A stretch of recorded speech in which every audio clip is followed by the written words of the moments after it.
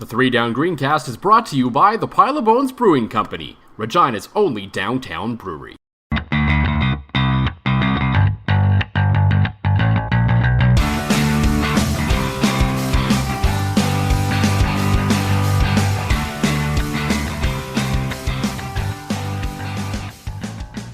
Well, hopefully I remember exactly what I'm doing here, as you're listening once again to the Three Down Greencast with myself, Joel Gasson, back from vacation, and the guy who filled in. I'm not gonna don't know if he really filled in well, but John Fraser was the host of the show for the last few weeks while I was out globetrotting a little bit. But it is safe to say that this may be one of the more relaxed episodes of the Three Down Greencast, as I am still adjusting to being back on Saskatchewan time, so I am fading quite early these days, which is very rare for me. If you know me quite well, I'm a bit of a night owl. And before we came here, though some of it may have been washed away by trying to put your son to bed, John, you also had a massage this evening, so I think we're both, a little mellowed out heading into this one, and there isn't really a whole lot to be angry about right now in Saskatchewan when it comes to the Riders. You're right. I don't think we're going to see an appearance of Angry John, of Ranty John, because, had a great massage. And even now, the process of putting my kid to bed, it isn't so much frustration. You just kind of lay there with them, and he rambles for about 20 minutes, and then he closes his eyes and goes to sleep.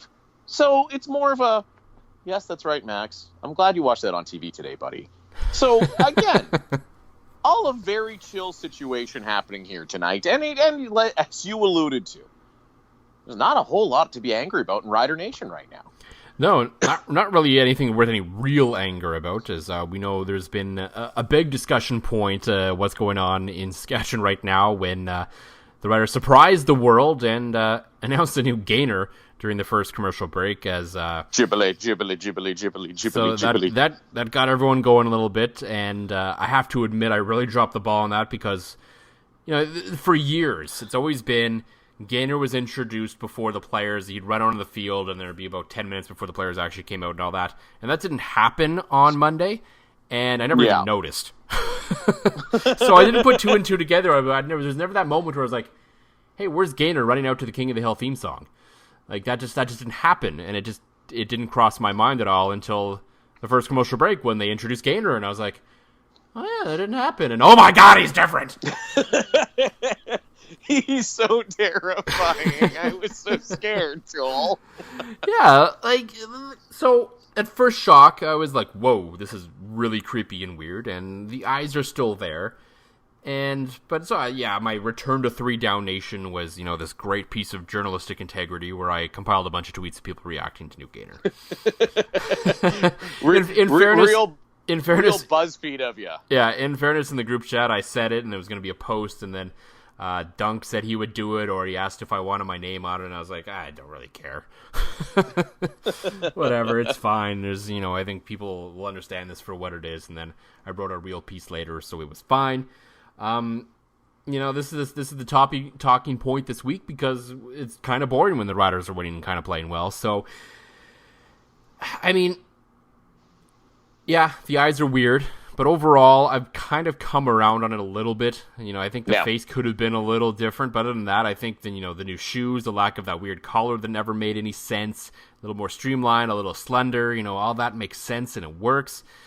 But yeah, the face is allured. The one interesting thing I did see today was from local mom blogger Tina LaFontaine. She was saying today there's a real PR missed opportunity where they really could have developed the story more over the last few weeks rather than just dropping this out of nowhere on everyone, which I thought would have been cool, because you really could have talked a lot about health and fitness and the whole thing, and instead it was just kind of like it felt like they came out of nowhere. And I think that's really what surprised everyone more than anything. That's because this isn't about health or fitness at all here, Joel. The reason the Gainer is skinny and looking tweaked out is because he got himself into meth. Clearly, it's the only explanation. Gainer is on meth now. I shouldn't say I dislike the costume. I feel generally indifferent to it, but it is freaky as hell. Those eyes look like they're piercing into your soul. They don't look like a fun, loving mascot. They look like a rodent that got into some like meth lab in the corner of somebody's, acreage, and out he comes. There is one design flaw that I noticed, or somebody pointed out on Twitter, that the way that his patch on the front of him droops down into two ball shapes, kind of. It kind of looks like his jersey ends, then instead of having had like a nice round-looking patch of white fur, it kind of looks like he's got a giant nutsack coming out from the bottom of his jersey. So there's that. Well, and that was the other weird. That's kind of, I guess, the thing about this too is this was an opportunity to give him pants or something, and he's still just out there without pants. And he looks more out there than before, I'd say. Like before, you're like, I mean, sex sells, right? I mean, I guess so. Gainer's he's showing off that new summer bod. He's just it's like when I forget to do my fly ups sometimes. I always say I'm just trolling. Maybe he's just trolling for some other methed out gopher ladies or. I think Gainer has gone from lovable, adorable, cuddly, where even I wanted to give him a hug, to the kind of mascot that'll leave kids running and screaming and hiding from him, because it's just those eyes. There's no friendliness there. There's only amphetamine. That's all that's left of poor Gainer. Yeah, we'll probably get used to it over time, though. I'm sure it was a lot at once and very unexpected. Because overall, the Riders, to their credit, they're trying a lot of different things at Mosaic Stadium this year to make it more of an experience when you go to the game, rather than just you just want to come to the game, nothing else matters. So to their credit, they're trying. This was just one I don't think people were expecting in any way, shape, or form. And I mean, I guess, if it helps sell some more stuff, I guess, maybe, but I don't really know what the end game is on this one, but there has been some pretty good marketing around it. The team does seem to be leaning into this whole, maybe the fans don't really like them that much angle a little bit, kind of a la, some of the other mascots you've seen and released recently, but I don't think Gainer really has that, there's a personality and a background to Gainer that makes it hard for him to, instantly take that heel turn and for everyone to really buy into it. I don't think this isn't Hulk Hogan joining the NWO or anything like that, but, it's going to take time, I think, for people to embrace this new persona of Gainer, and eventually it'll probably just become normalized. Can we call him Gainsasaurus, the gopher? Because, he's all, like, trim and fit and stuff now? Maybe. I mean, apparently his workout was very fast, because I heard on the CJME post-game show that Belton Johnson saw the old Gainer on Saturday. And as of Monday, he looked like that. So, well, it could be like a UFC I want to know what boxer. workout plan that is, because I'll go on it tomorrow. Yeah, no, I hear you. If I can go from like being bulbous to like skinny in a day, I'm with you. And you bring up a good point here, too, Joel, with drawing people in. When was the last time you and I talked about something that the writers have done in a marketing or game entertainment standpoint? Like, I remember once watching an ex-player absolutely dunk on a poor reporter who wanted to ask him about the mass wedding at Old Taylor Field in a scrum, and basically getting shot down rather than having fun with it. And it just seems like that's been the culture of the team for a bit. But they're having fun with Gainer, and big kudos to them. And it's almost a disappointment because of the rain delay that Big Sugar is probably one of my favorite bands to see live. I mean, I wasn't there. I had to work the next day, but it would have been a great treat for people in the stands. So I like the combining a concert with a football game. It seems like the marketing department is doing, and has always generally done, some good things. But, I'm almost thinking that somebody at some point had to look at those methed out eyes of Gainer and go, okay, there's a marketing opportunity here. Let's run with it. Yeah, I to me, like, there's smart people working within that organization that lead me to believe that this was all part of the plan. They got a lot of great free publicity out of this. I mean, we're talking about it. We're talking about the mascot, for heaven's sake, after they just beat down a team. After a week before that, they put up 41 points. And we're talking about the mascot. So, I mean... That's true. I mean, generally that's the kind of stuff you roll out when a team is struggling, but there's positive stuff to talk about that too.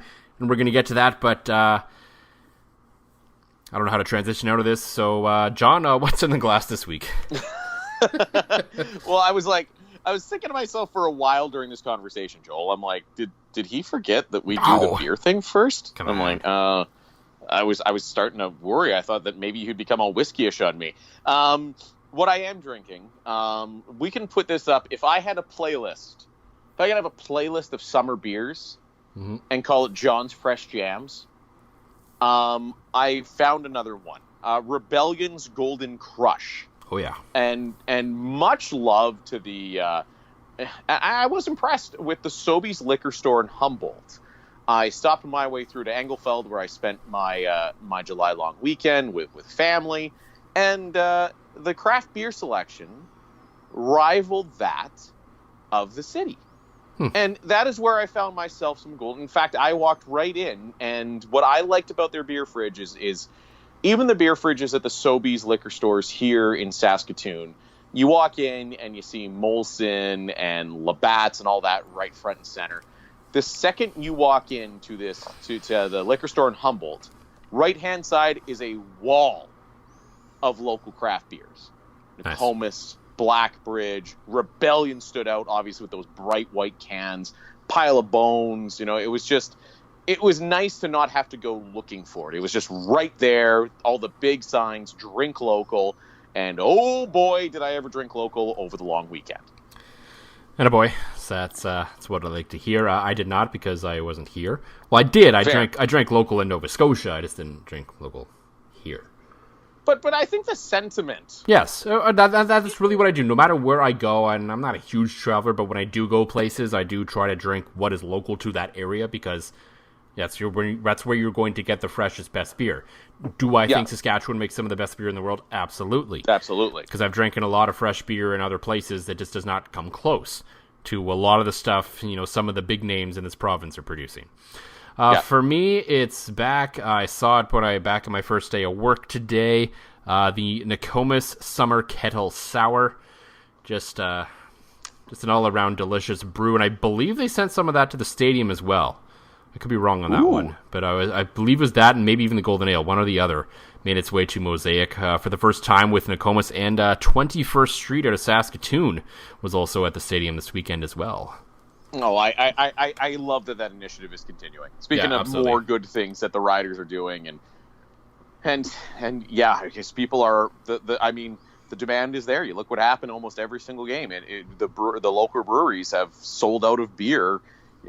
If by the end of the game, if not by halftime. Yeah, and it's not totally common for this to happen in places, especially across Canada, where a lot of places are stuck in really bad contracts with big breweries or regional breweries to supply their beer. So I've been to some places in the States where you can find some pretty decent craft selection or some local stuff, but that's more the exception than the norm. So the fact that this is happening in Saskatchewan is really cool. So we'll always continue to tell you, if you're at a game at Mosaic Stadium, head to the southwest corner, pick up some local brews, and make sure that everyone knows that this initiative is well supported. One thing that's well supported, or one guy right now who's well supported in Saskatchewan, is quarterback Cody Fajardo, who put up another monster performance, granted, against arguably the worst team in the CFL right now, in the Toronto Argonauts, and a defense that just... We've watched a lot of... We've watched some bad defense in this province at times, and that Toronto one is... it's something right now. And how about that Toronto offensive line? That's also... Oh, my goodness. I don't think I've seen offensive line play that bad since my days of calling the Canadian Junior Football League. Yeah, that's just that offensive line is it. And I wrote this on my piece in 3 Down Nation, and I thought it during the game watching it. And I'm not comparing the quarterbacks quite so much in terms of skill level, but just watching James Franklin and trying to get a read on him and what kind of quarterback he is and if he's actually good or not reminds me a lot of Drew Willie just constantly being under siege in Winnipeg. Oh, yeah. You're right. It was, as a guy that is a Bombers fan, it was very reminiscent of that. And I think you combine a crap offensive line with the defense of the Riders, I thought the front four were getting their best push we've seen all year, and it seemed to be... Well, if they didn't get a push in that game, that would be very concerning.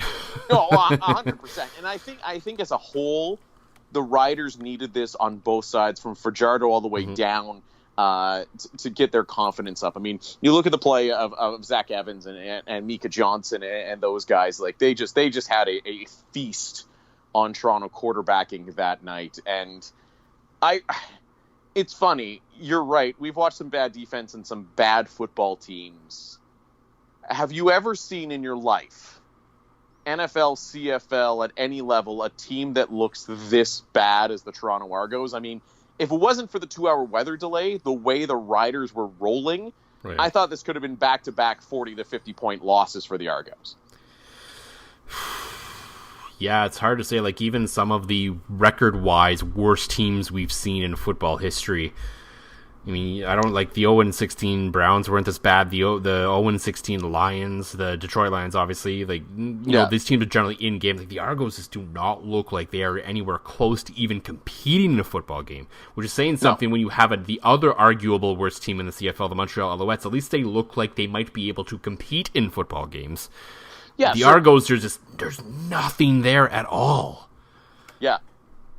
No, you're bang on with that. Like, there is not a single, and you're right. Like, I looked at the fight that Montreal had against Edmonton in the season opener, and even though they were Montreal, you went, okay, this team's going to play well for Kahari Jones, and they're going to be scrappy, and they're going to make winning difficult, but Toronto just, like, overmatched in every sense of the word. So they were overmatched by the team that probably most people will have in their power rankings, probably between, like, you know, around 5th or 6th in the league in terms of the power rankings right now, probably about where the Riders are going to end up falling, I would say, for most people.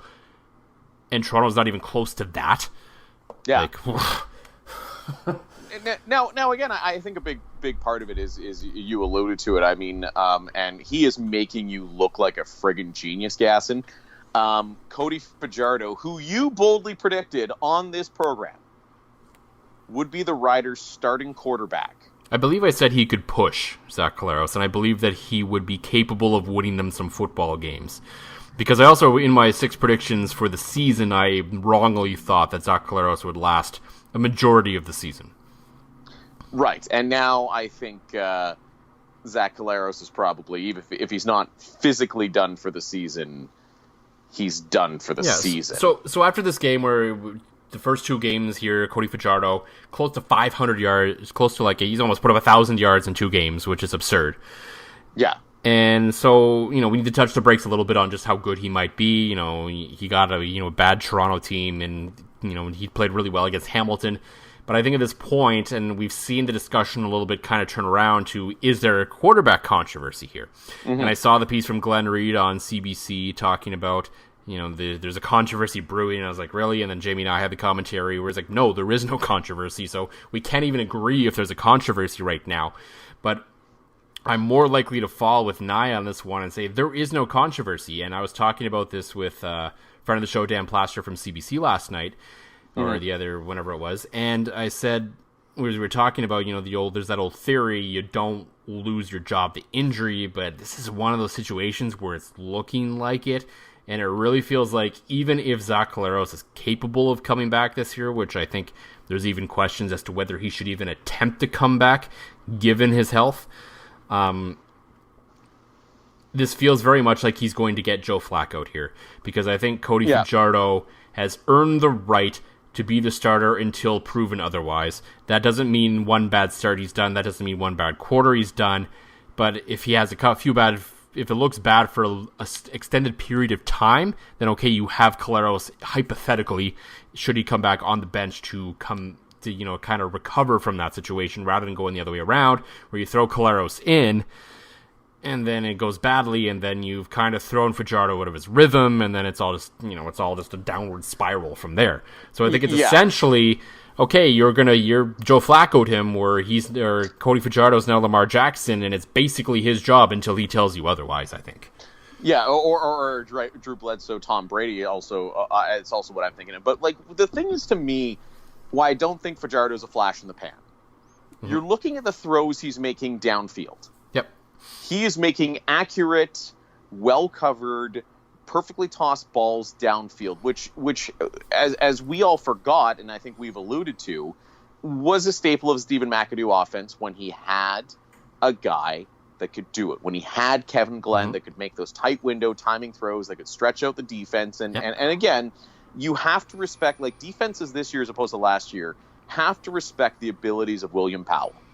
Mm-hmm. You're not going to see everybody able to just pin their ears back and know that, you know, a short throw's coming and, you know, you can just go out and get the quarterback. You have to respect Fajardo's ability because you have to respect William Powell, which is going to open up things downfield for Fajardo, but you still have to make those throws that I didn't see Zach Caleros make last year. I was going to say, I don't even think Zach Caleros is making those throws right now, even if he's healthy.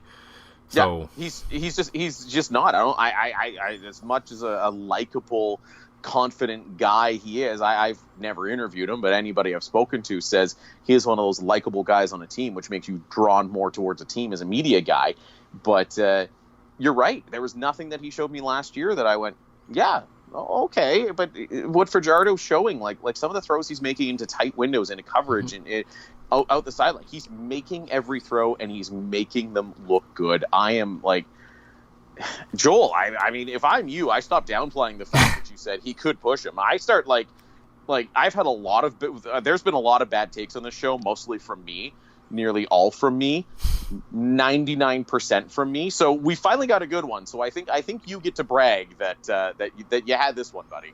Well, it's still early, so we're gonna hold off a little bit. But well, the interesting part, you say, okay, so when you look at Cody Fajardo and the way he's playing, what he's doing, you know, with his throws and the numbers and everything is impressive, but there's a lot of little things too that he doesn't look like a guy who is making his second career start. There was times where, you know, he's directing guys on the field post huddle. You know, he's like, no, you know, he's like moving people around and getting them to where he wants them and everything, which generally some guys take years to figure that out. And here's Cody Fajardo. Granted, he's learned behind, you know, he's had chance to stew a little bit behind guys like Travis Lulay and Ricky Ray. And so, you know, that's valuable experience that he got. And now he's kind of taking probably parts that he learned from those guys and putting that into practice and now putting that into an actual game. And he just seems like a guy who is, you know, he's bounced around a little bit. He's learned and he's kind of grown into this. And he just feels really confident while he's doing it. And he's just saying, you know what? This is my chance. I'm going to take it. And you talk about likable guys. You know, I've heard mixed things about Zach at times, but definitely 100% everyone seems to have a very positive review of Cody Fajardo, the person, which makes this even easier to cheer for him and hope that this is, you know, that he is the real deal, not just for the Saskatchewan Roughriders and their fans, but for him, really. Yeah, absolutely. And I know you listen to the pod and just allude to the people that, can we call them the gas heads? The gas heads that are so committed that they didn't listen while it was me and Pat Mackay. And go back and listen to I believe it was the first episode that Pat and I did together. And he talked about the kind of guy Fajardo is. Mm-hmm. And I think another reason I love him is he's got a fun name to say. And you know how I feel about fun names to say. I mean that is like probably 20% of what matters in sports. You know, the guys' names. Is that a little high, maybe? A little low? No, a little low in my books. At least. In my books, it's like, you know, a guy's probably my favorite player based 60% off his name. I mean, such as my, you know, years long love for Sergio. You know, a kicker who played for my team for a cup of coffee. Now, I think he might be like Fajardo. Like, I can do the same thing. Fajardo. Just don't ever say his first name because it doesn't really work in that. It doesn't roll quite as well as Sergio and Castillo, but as long as you stick to the last name, yes, it can work. Or unless I just make it like awkwardly like Canadian, Cody Fajardo. Yeah, I mean, yeah. Maybe it's just the number. Maybe the other theory is maybe it's just the number 7 in this province. Oh, yeah, that's what it could I be. mean, Yeah. Weston Yeah, Dressler yeah. was pretty darn good with that number. Willie Jefferson Yeah. is pretty darn good with that number. And now apparently Cody Fajardo is pretty darn good with that number. Yeah, no, that's a good point. That's a really good point. Maybe it's just like blessed. Like, would Dressler have been the one to really make the number 7 relevant? I would have to ask the writer historian, that is Rob Vanstone, if there had how many relevant number 7s there were before that, because as an out-of-towner, out-of-provincer, my knowledge of the riders is pretty limited prior to 2012 when I started covering the team. I know little bits and pieces. I followed the CFL a little bit when I was younger, and I remember like Nealon Green and those guys, but for the most part, I don't have the significant rider background, and I mean, no one really has it compared to Rob Vanstone, quite frankly. But that would be an interesting question. Right. That would be an interesting question to ask Rob. Okay, so before Weston Dressler, were there any like significant number 7s in rider history? And if you're listening to this podcast right now, feel free to tweet either of us on Twitter and let us know before we have to ask Rob, so we can maybe save ourselves looking like fools to the master of all things rider history. Well, Vanstone finally followed me after about 4.5 years the other day. So like, you're right. I really hope some listener can come up with this, and our friend Rob doesn't, because I don't want to like. I feel like I've hit a certain plateau in my life that I'm followed by both Vanstone and Murray McCormick on Twitter. So I don't want to screw this up. I know Murray would forgive me. There's so many things Murray forgets all the time that we can easily. You'll be fine with Murray, don't worry. Exactly. But Vanstone, I feel like that's a different level. Like that's like luxury car level. Once he starts following you, it's like, all right, I gotta step my game up now. Like, I made a comment about Kawhi Watch today, and I'm like, will Rob approve? Will he still follow me? What time did you tweet it at? I don't know. I was at work. You probably wasn't awake yet. Rob, as much as a night owl I am, Rob is like an even greater night owl. Like, he sometimes will write stuff at like 2 a.m. So I tweeted it about Kawhi Watch at 12:59 p.m. Okay, you might have caught him then, yeah. I might caught him on his morning Twitter look, Yeah, or he might have been on a walker on Wascana or something at that point. I don't really know I don't really know if there's a whole lot going on today that he would have had to cover. Fair. Yeah, Gainer Gate. That's what he would have had to cover. I don't know. They probably would have left that to someone else. Hopefully, anyway. Yeah, I hope so. I'm already like, I've been having a lot of fun with the nightmare talk and everything like that about Gainer, and the fact that I haven't slept in 2 days since seeing his face. But you're right. That is not a Vanstone story. No, I mean, I'm sure he's made references to it, and I'm sure it'll come up on Robservations if he still does that. I don't remember. Sorry, I don't read much from the later poster that religiously anymore. But, so the other interesting storyline really that came out of that game was the lack of game for a couple of hours. And there's not really much to say there. It's kind of a Saskatchewan tradition, it seems, for a big storm to roll through in the first game of the year. Now, usually there's like just a random spurt of hail like just before warm-up or something. But this was a doozy of a storm for a couple hours. I know there's a lot of talk about how the space there was in terms of getting everyone to cover and all that. And okay, yeah, but I mean, you don't really plan for that when you're building a stadium, quite frankly. But the only point I really want to make on the storm and the delay, and apparently the Riders could have won that game without finishing it, which might have been good for everyone if that just kind of kept going. Yeah. Apparently they were like half an hour. I never knew there was a rule. Apparently I they didn't know were that half either. an hour away. Yeah. Like that is the first time I've heard of that. Yeah, I'd never heard of that. Like, I don't know if that's a new development that the league kind of quietly snuck in or not. I don't know, but I mean, again, it made sense. So I started making jokes in the press boxes, like, so I guess this game is official right now if we can't end this rain delay. Like, yeah, it's like it'll be like whenever you heard the old watching baseball and the guys are like, oh, it's an official game now after the 5 innings or whatever it is. But yeah. I think the big kudos, though, goes to the fans at the game. Absolutely. I remember watching a game, a Winnipeg game that also had a lengthy storm. Well, was that you're talking about the first game last year? Yes. Because I remember I was at my bachelor party that weekend, and I was in Toronto, so the game started later, obviously. Yeah. And we watched a little bit at my buddy's place. We went out for the night, and we came back, and it was still on, and we were like, what? What happened? Because there was like 2 multi-hour delays, wasn't there? Because like 2 storms rolled through. Yeah, it was definitely like it was a long one, and the number of people that left Investors Group Field, or IG Field, I should say, even after the first storm delay, compared to the amount of people that stayed in Saskatchewan, like from everybody I've spoken to, like, and you said it, what you figure about 60% of the crowd stuck around through that weather delay, and yeah, probably I would say a pretty good chunk of people actually stayed around. And I mentioned that I was like, wow, I was surprised at the number of people that decided to wait this out, and it was cool. And from some of the crowd shots, at least on the TV side, I think they just dominated the beers. Like, it looked like a party on that concourse. Holy cheese. It looked like a good time. The beer order through BDL for the Saturday's game against Calgary, I'm sure is going to be a pretty hefty one after that 2-hour delay. Yeah. That's going to be a very dry stadium until everything gets loaded back up. But, yeah, big kudos to the Riders fans for sticking it out when...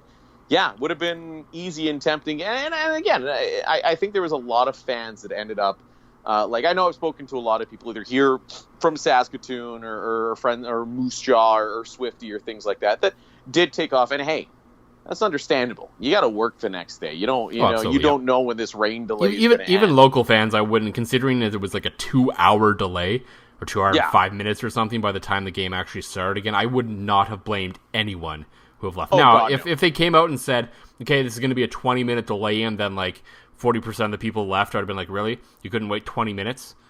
Exactly. No, but, you're bang on. But I was really impressed with the way that crowd stuck around. And I get a lot of people. I mean, they could tell the game was over in the fourth quarter, wanted to go make the fireworks and things like that. But I mean, that was an awesome display of Rider fans to stick it out through that one and just crush a bunch of pills, I bet you. Yeah, and the only disappointing side of it was Big Sugar then decided to play after the game. Yeah. And they played for basically nobody. There was very few people there. And I put that out on Twitter, and then there was actually an interesting response from someone who said, and I thought of it, and when they said it, I was like, that actually makes a boatload of sense. Why didn't they just play, so there was a 15-minute warm-up period before they started the quote-unquote second half. Why didn't they just play then? Well, and that's what I thought was going to happen, because I was watching, you were at the stadium, and I was watching on TSN, and it was either, because they kept throwing to Toronto and then back to Regina, and then at one point somebody said, and Big Sugar's warming up to play. I'm like, oh, great, they'll play through the warm-up. That's a great idea. Like, would have been a great idea, yeah. And then just, no.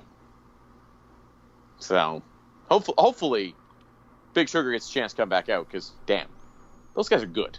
They are, and hopefully their show was better than the year-long wait for the Rec Laws in Winnipeg. That was not. That was not good. That was something that also was good during that delay. Was we saw a little bit more personality from the CFL and TSN panel.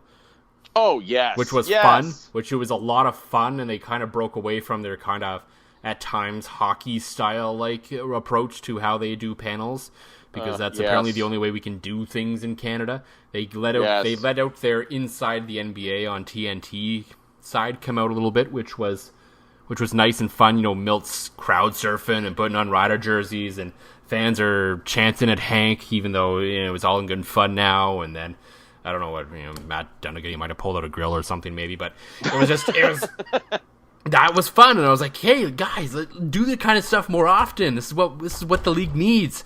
Be inside the CFL. NBA on TNT this thing, and then maybe have some fun." And that was great. I enjoyed that part too. Well, especially with the personalities that panel has. Yeah, that panel does not have like Rod Smith might be your straight man, but he's the host, and that's fine. But on the same note, if you ever get a chance to speak with Rod Smith, or I've had the pleasure of interviewing Rod Smith before, he's far from a straight man. He's hilarious. He's engaging, and he's got giant hands that at Grey Cup 2011 he had 4 cans of beer wedged in between his fingers. Yeah. It was damn impressive. Like, I feel like he could be, like, in that great voice of his, hey, you guys want to see a party trick? And just grab 4 cans in his fingers, and, like, I bet you everybody would go nuts. And, yeah, you're right. Way more NBA on TNT style. With the personalities that crew has, it would totally work. You couldn't take a bunch of, like, Maxwell House drinking coffee guys and hosts and things like that, make them have personality, because that got beat out of them the second they strapped on skates as a peewee kid. Yeah, but no, that was fun, and I would like to see more spontaneity, more of that from the panel going forward. So going forward into this week now, as we kind of maybe take a little look at the league as a whole. Right now, we already kind of talked about the Argos, but I think the other big story right now in the CFL involves the team the Riders are playing next. It's the Calgary Stampeders, as Bo Levi Mitchell. By the time you listen to this, we may have a clearer answer on what's going on with him. A lot of talk has something to possibly do with his pec.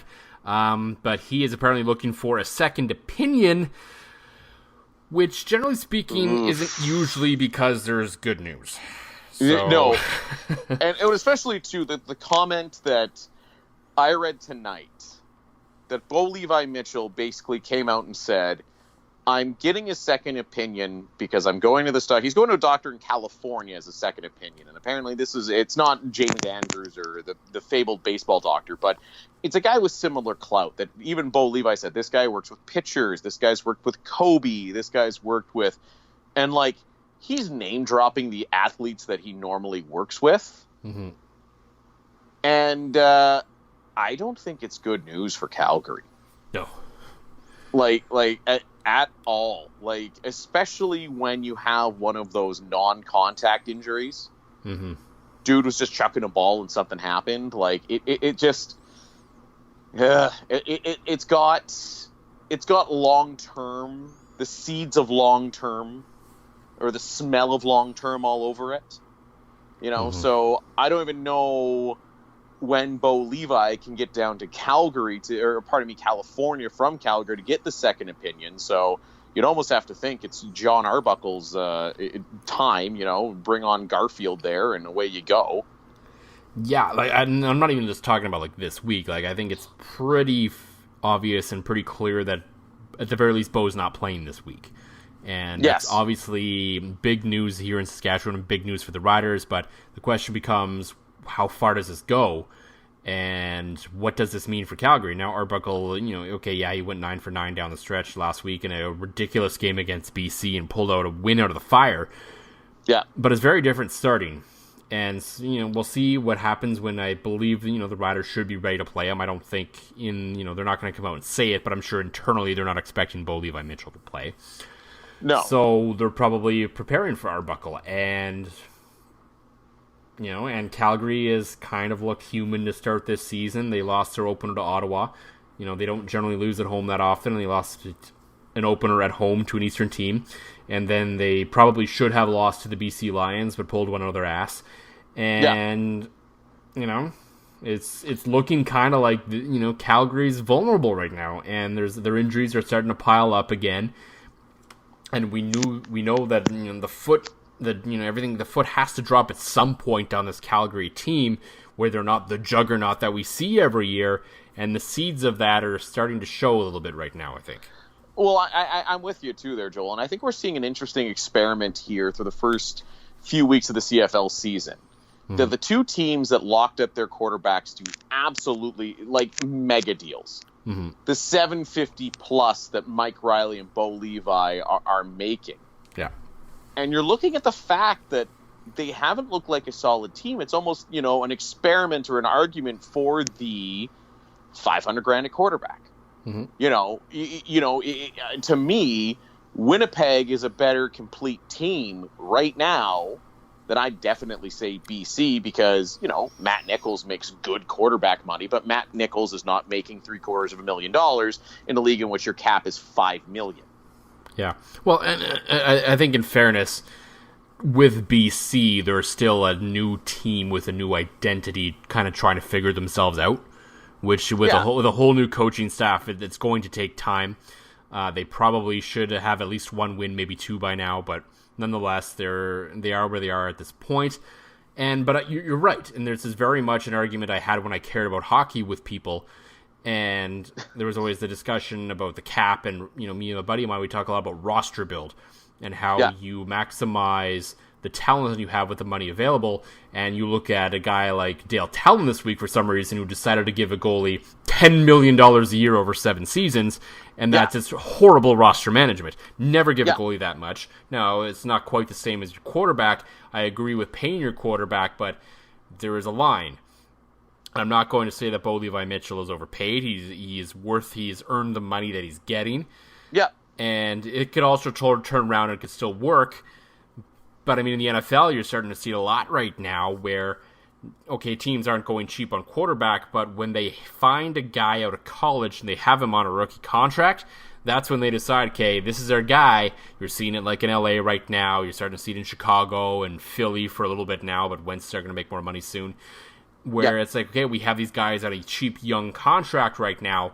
Let's take advantage of this and load up around him and go for it now, rather than it used to be you would try to build your young quarterback up into an elite talent. Now it's like, no, we need to win now with this guy.